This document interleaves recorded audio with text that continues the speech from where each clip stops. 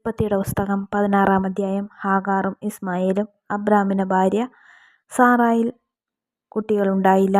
അവൾക്ക് ഹാഗാർ എന്നു പേരായ ഒരു ഈജിപ്തുകാരി ദാസിയുണ്ടായിരുന്നു. സാറായി അബ്രാമിനോട് പറഞ്ഞു, മക്കളുണ്ടാകുവാൻ ദൈവം എനിക്ക് വരം തന്നിട്ടില്ല. നിങ്ങൾ എൻ്റെ ദാസിയെ പ്രാപിക്കുക. ഒരു പക്ഷേ അവൾ മൂലം എനിക്ക് കുഞ്ഞുങ്ങളുണ്ടായേക്കാം. അബ്രാം സാറായിയുടെ വാക്ക് അനുസരിച്ചു. കാനാൻ ദേശത്ത് 10 വർഷം താമസിച്ചു കഴിഞ്ഞപ്പോൾ അവൻ്റെ ഭാര്യ സാറായി ദാസിയായ ഈജിപ്തുകാരി ഹാഗാറിനെ തൻ്റെ ഭർത്താവിന് ഭാര്യയായി നൽകി. അബ്രാം അവളെ പ്രാപിക്കുകയും അവൾ ഗർഭം ധരിക്കുകയും ചെയ്തു. താൻ ഗർഭിണിയാണെന്നറിഞ്ഞപ്പോൾ യജമാനത്തിയെ അവൾ നിന്ദയോടെ വീക്ഷിച്ചു. സാറായി അബ്രാമിനോട് പറഞ്ഞു, എൻ്റെ ദുരിതത്തിന് നിങ്ങളാണ് കാരണക്കാരൻ. ഞാനാണ് എൻ്റെ ദാസിയെ നിങ്ങൾക്ക് ആശ്ലേഷത്തിന് വിട്ടു തന്നത്. പക്ഷേ താൻ ഗർഭിണിയാണെന്ന് കണ്ടപ്പോൾ അവൾക്ക് ഞാൻ നിന്ദയായി. എനിക്കും നിങ്ങൾക്കും മധ്യേ കർത്താവ് തന്നെ വിധിയാളനാവട്ടെ. അബ്രാം പറഞ്ഞു, നിന്റെ ദാസി ഇപ്പോഴും നിന്റെ കീഴിലാണ്. നിന്റെ ഇഷ്ടം പോലെ അവളോട് ചെയ്തു കൊള്ളുക. സാറായി അവളോട് ക്രൂരമായി പെരുമാറുവാൻ തുടങ്ങി. അപ്പോൾ അവൾ സാറായിയെ വിട്ട് ഓടിപ്പോയി. എന്നാൽ കർത്താവിൻ്റെ ദൂതൻ ഷൂറിലേക്ക് ഉള്ള വഴിയിൽ മരുഭൂമിയിലുള്ള ഒരു നീരുറവയുടെ അടുത്ത് വെച്ച് അവളെ കണ്ടെത്തി. ദൂതൻ അവളോട് പറഞ്ഞു, സാറായിയുടെ ദാസിയായ ഹാഗാറെ, നീ എവിടെ നിന്ന് വരുന്നു? എങ്ങോട്ട് പോകുന്നു? അവൾ പ്രതിവചിച്ചു, ഞാൻ യജമാനത്തിയായ സാറായിൽ നിന്ന് ഓടിപ്പോവുകയാണ്. കർത്താവിൻ്റെ ദൂതൻ അവളോട് പറഞ്ഞു, നീ യജമാനത്തിയുടെ അടുക്കിലേക്ക് തിരിച്ചുപോയി അവൾക്ക് കീഴ്പ്പെട്ടിരിക്കുക. ദൂതൻ തുടർന്നു, എണ്ണിയാൽ തീരാത്തവണ്ണം അത്രയധികമായി നിന്റെ സന്തതിയെ ഞാൻ വർദ്ധിപ്പിക്കും. നീ ഗർഭിണിയാണല്ലോ. നീയൊരു ആൺകുട്ടിയെ പ്രസവിക്കും. അവന് നീ ഇസ്മായേൽ എന്ന് പേരിടണം. കാരണം കർത്താവ് നിന്റെ രോദനം ചെവിക്കൊണ്ടിരിക്കുന്നു. അവൻ കാട്ടുകഴുതയൊത്ത മനുഷ്യനായിരിക്കും. അവൻ്റെ കൈ എല്ലാവർക്കും എതിരായും എല്ലാവരുടെയും കൈ അവനെതിരായും ഉയരും. അവൻ തൻ്റെ സഹോദരങ്ങൾക്കെതിരായി വർത്തിക്കുകയും ചെയ്യും. അവൾ തന്നോട് സംസാരിച്ച കർത്താവിനെ എൽറോയ് എന്ന് വിളിച്ചു. കാരണം എന്നെ കാണുന്നവനായ ദൈവത്തെ ഞാനും ഇവിടെ വെച്ച് കണ്ടു എന്നവൾ പറഞ്ഞു. അതുകൊണ്ട് ആ നീരുറവയ്ക്ക് ബർലഹായിറോയ് എന്നു പേരുണ്ടായി. ഇത് കാദോഷിനും ബെഥിനും ഇടയ്ക്കാണ്. ഹാഗാറിന് അബ്രാമിൽ ഒരു പുത്രൻ ജനിച്ചു. ഹാഗാർ പ്രസവിച്ച മകന് അബ്രാം ഇസ്മായേൽ എന്നു പേരിട്ടു. ഹാഗാർ ഇസ്മായേലിനെ പ്രസവിച്ചപ്പോൾ അബ്രാമിന് 86 വയസ്സായിരുന്നു. 17-ാം അധ്യായം. പരിച്ഛേദനം. ദൈവം അബ്രാഹത്തോട് കൽപ്പിച്ചു, നീയും നിന്റെ സന്താനങ്ങളും തലമുറകളോടും എൻ്റെ ഉടമ്പടി പാലിക്കണം. നിങ്ങൾ പാലിക്കേണ്ട ഉടമ്പടി ഇതാണ്. നിങ്ങളിൽ പുരുഷന്മാരെല്ലാവരും പരിച്ഛേദന ചെയ്യണം. നിങ്ങൾ അഗ്രചർമ്മം ഛേദിക്കണം. ഞാനും നിങ്ങളുമായുള്ള ഉടമ്പടിയുടെ അടയാളമായിരിക്കും ഇത്. നിങ്ങളിൽ 8 ദിവസം പ്രായമായ ആൺകുട്ടിക്ക് പരിച്ഛേദന ചെയ്യണം. നിന്റെ വീട്ടിൽ പിറന്നവനോ നിന്റെ സന്താനങ്ങളിൽ പെടാത്ത വിലയ്ക്ക് വാങ്ങിയ പരദേശിയോ ആകട്ടെ, തലമുറ തോറും എല്ലാ പുരുഷന്മാരും പരിച്ഛേദനം ചെയ്യണം. നിന്റെ വീട്ടിൽ പിറന്നവനും നീ വിലയ്ക്ക് വാങ്ങിയവനും പരിച്ഛേദനം ചെയ്യപ്പെടണം. അങ്ങനെ എൻ്റെ ഉടമ്പടി നിന്റെ മാംസത്തിൽ ശാശ്വതമായ ഒരു ഉടമ്പടിയായി നിലനിൽക്കും. പരിച്ഛേദനം ചെയ്യപ്പെടാത്ത പുരുഷൻ സമൂഹത്തിൽ നിന്ന് പുറന്തള്ളണം. അവൻ എൻ്റെ ഉടമ്പടി ലംഘിച്ചിരിക്കുന്നു. ഇസഹാക്ക്. ദൈവം അബ്രാഹത്തോട് അരുളിച്ചെയ്തു, നിന്റെ ഭാര്യ സാറായിയെ ഇനിമേൽ സാറായി എന്നല്ല വിളിക്കേണ്ടത്. അവളുടെ പേര് സാറ എന്നായിരിക്കും. ഞാൻ അവളെ അനുഗ്രഹിക്കും. അവളിൽ നിന്ന് ഞാൻ നിനക്കൊരു പുത്രനെ തരും. അവളെ ഞാൻ അനുഗ്രഹിക്കും. അവൾ ജനതകളുടെ മാതാവാകും. അവളിൽ നിന്ന് ജനതകളുടെ രാജാക്കന്മാർ ഉത്ഭവിക്കും.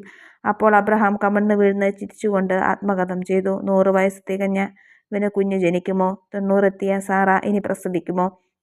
അബ്രഹാം ദൈവത്തോട് പറഞ്ഞു, ഇസ്മായേൽ അങ്ങയുടെ തിരുമുൻപിൽ ജീവിച്ചിരുന്നാൽ മതി. ദൈവം അരുളിച്ചെയ്തു, നിന്റെ ഭാര്യ സാറ തന്നെ നിനക്കൊരു പുത്രനെ പ്രസവിക്കും.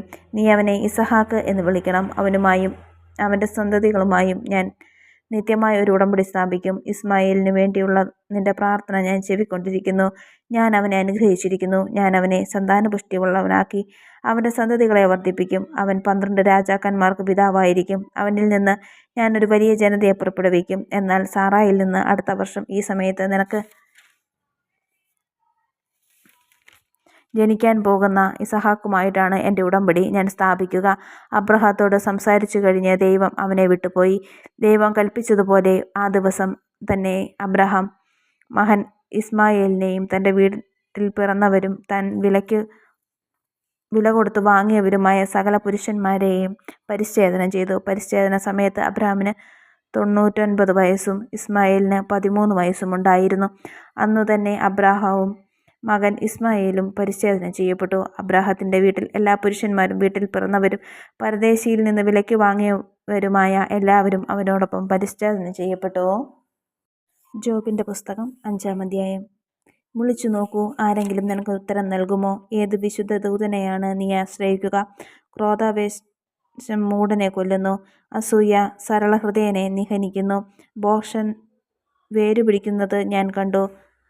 തൽക്ഷണം അവന്റെ ഭവനത്തെ ഞാൻ ശപിച്ചു. അവന്റെ മക്കൾ അഭയസ്ഥാനത്തു നിന്ന് അകലെയാണ്. കവാടത്തിങ്കൽ വെച്ചു തന്നെ അവർ തകർക്കപ്പെടുന്നു. അവരെ രക്ഷിക്കാൻ ആരുമില്ല. അവരുടെ വിളവ് വിശക്കുന്നവൻ തിന്നുകളയുന്നു. മുള്ളുകളിൽ നിന്ന് പോലും അവർ അത് പറിച്ചെടുക്കുന്നു. ദാഹാർത്താർ അവരുടെ സമ്പത്തിനു വേണ്ടി ഉഴറുന്നു. അനർത്ഥങ്ങൾ അനുഭവിക്കുന്നത് പൊടിയിൽ നിന്നല്ല, കഷ്ടത മുളയ്ക്കുന്നത് നിലത്തു നിന്നുമല്ല. അഗ്നിസ്ഫുലിംഗങ്ങൾ മുകളിലേക്ക് പറക്കുന്നതുപോലെ മനുഷ്യന്റെ കഷ്ടതകളിലേക്ക് പിറന്നു വീഴുന്നു. ഞാനായിരുന്നെങ്കിൽ ദൈവത്തെ അന്വേഷിക്കുമായിരുന്നു. എൻ്റെ കാര്യം ഞാൻ ദൈവസന്നിധിയിൽ സമർപ്പിക്കുമായിരുന്നു. അവിടുന്ന് അഗ്രാഹ്യമായ വൻകാര്യങ്ങൾ അത്ഭുതങ്ങളും അസംഖ്യം ചെയ്യുന്നു. അവിടുന്ന് ഭൂമിയെ മഴ കൊണ്ട് നനയ്ക്കുന്നു, വയലുകളിലേക്ക് വെള്ളമൊഴുകുന്നു. അവിടുന്ന് താണവരെ ഉയർത്തുന്നു, വിലപിക്കുന്നവരെ സുരക്ഷിതത്വത്തിലേക്ക് നയിക്കുന്നു. സൂത്രശാലികളെ ഉപായങ്ങൾ വിഫലമാക്കുന്നു. അവരുടെ കരങ്ങൾ വിജയം വരിക്കുന്നില്ല. അവരുടെ ജ്ഞാനിയെ അവന്റെ തന്നെ ഉപായങ്ങളിൽ കുടുക്കുന്നു.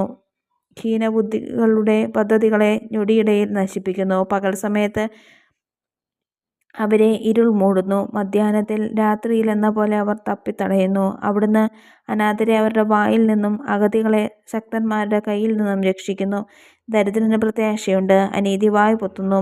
ദൈവം ശാസിക്കുന്നവർ ഭാഗ്യവാനാണ്. സർവശക്തന്റെ ശാസനത്തെ അവഗണിക്കരുത്. അവിടുന്ന് മുറിവേൽപ്പിക്കും, എന്നാൽ വെച്ചുകെട്ടും. അവിടുന്ന് പ്രഹരിക്കും, എന്നാൽ അവിടുത്തെ കരം സുഖപ്പെടുത്തും. അവിടുന്ന് 6 കഷ്ടതകളിൽ നിന്ന് നിന്നെ മോചിപ്പിക്കും. 7-ാമത്തേതൊന്നും നിന്നെ സ്പർശിക്കുകയില്ല. ക്ഷാമകാലത്ത് മരണത്തിൽ നിന്നും യുദ്ധകാലത്ത് വാളിന്റെ വായ്ത്തലയിൽ നിന്നും അവിടുന്ന് നിന്നെ രക്ഷിക്കും. നാവിന്റെ ക്രൂരതയിൽ നിന്ന് നീ മറയ്ക്കപ്പെടും. നാശം വരുമ്പോൾ നീ ഭയപ്പെടുകയില്ല. നാശത്തെയും ക്ഷേമത്തെയും നീ പരിഹസിക്കും. വന്യമൃഗങ്ങളെ നീ ഭയപ്പെടുകയില്ല. ഭൂമിയിലെ കല്ലുകളോട് നിനക്ക് സഖ്യമുണ്ടാകും. കാട്ടുമൃഗങ്ങൾ നിന്നോട് ഇണക്കം കാണിക്കും. നിന്റെ കൂടാരം സുരക്ഷിതമാണെന്ന് നീ അറിയും. നിന്റെ ആലകൾ പരിശോധിക്കുമ്പോൾ ഒന്നും നഷ്ടപ്പെട്ടതായി കാണുകയില്ല. നിന്റെ പിൻഗാമികൾ അസംഖ്യങ്ങളാണെന്നും നിന്റെ സന്താനങ്ങൾ വയലുകളിലെ പുല്ലുപോലെ വളരുമെന്നും നീ അറിയും. വിളഞ്ഞ ധാന്യക്കറ്റ യഥാകാലം മെതിക്കളത്തിലെത്തുന്നതുപോലെ പൂർണ്ണ വാർദ്ധക്യത്തിൽ നീ ശവകുടീരത്തെ പ്രാപിക്കും. ഇത് ഞങ്ങൾ ദീർഘകാലം കൊണ്ട് മനസ്സിലാക്കിയതാണ്. ഇത് സത്യമാണ്. നിന്റെ നന്മയ്ക്ക് വേണ്ടി ഇത് ഗ്രഹിക്കുക. ജോബിന്റെ മറുപടി. ജോബ് പറഞ്ഞു, എൻ്റെ കഷ്ടതകൾ തൂക്കി നോക്കിയിരുന്നെങ്കിൽ, എൻ്റെ അനർത്ഥങ്ങൾ തുലാസിൽ വെച്ചിരുന്നെങ്കിൽ അവ കടൽ തീരത്തെ മണലിനേക്കാൾ ഭാരമേറിയതായിരിക്കും. അതിനാൽ എൻ്റെ വാക്കുകൾ വിവേകശൂന്യമായിപ്പോയി. സർവശക്തന്റെ അസ്ത്രങ്ങൾ എന്നിൽ തറച്ചിരിക്കുന്നു. എൻ്റെ ജീവൻ അവയുടെ വിഷം പാനം ചെയ്യുന്നു. ദൈവത്തിൻ്റെ ഭീകരതകൾ എനിക്കെതിരായി അണിനിരക്കുന്നു. തിന്നാൻ പുല്ലുള്ളപ്പോൾ കാട്ടുകഴുത കരയുമോ? തീറ്റി മുൻപിലുള്ളപ്പോൾ കാള മുക്രിയിടുമോ? രുചിയില്ലാത്തത് ഉപ്പ് ചേർക്കാതെ തിന്നാനാകുമോ? മുട്ടയുടെ വെള്ളയ്ക്ക് വല്ല രുചിയുമുണ്ടോ? എനിക്ക് തിന്നാൻ പറ്റാത്ത ഇവയാണ് ഇപ്പോൾ എൻ്റെ ആഹാരം. ദൈവം എൻ്റെ അപേക്ഷ സ്വീകരിച്ചിരുന്നെങ്കിൽ, എൻ്റെ ആഗ്രഹം സഫലമാക്കിയിരുന്നെങ്കിൽ, അവിടുന്ന് എന്നെ തകർക്കാൻ കനിഞ്ഞിരുന്നെങ്കിൽ, കരം നീട്ടി എന്നെ വിച്ഛേദിച്ചിരുന്നെങ്കിൽ അത് എനിക്ക് ആശ്വാസമായിരുന്നു. വേദനയുടെ നടുവിൽ പോലും ഞാൻ ആർത്തുല്ലസിക്കുമായിരുന്നു. പരിശുദ്ധനായവൻ്റെ വചനത്തെ ഞാൻ തിരസ്കരിച്ചിട്ടില്ല. കാത്തിരിക്കാൻ എനിക്ക് ശക്തിയുണ്ടോ? എനിക്ക് വേണ്ടി ഞാൻ ക്ഷമയോടെ കാത്തിരിക്കേണ്ടത്. എൻ്റെ ശക്തി കല്ലുകളുടെ ബലമാണ്. എൻ്റെ മാംസം പിച്ചളയാണോ?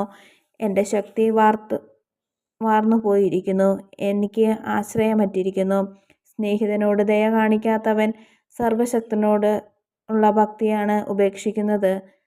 എൻ്റെ സഹോദരന്മാർ മലവെള്ളച്ചാലുപോലെ ചതിയന്മാരാണ്.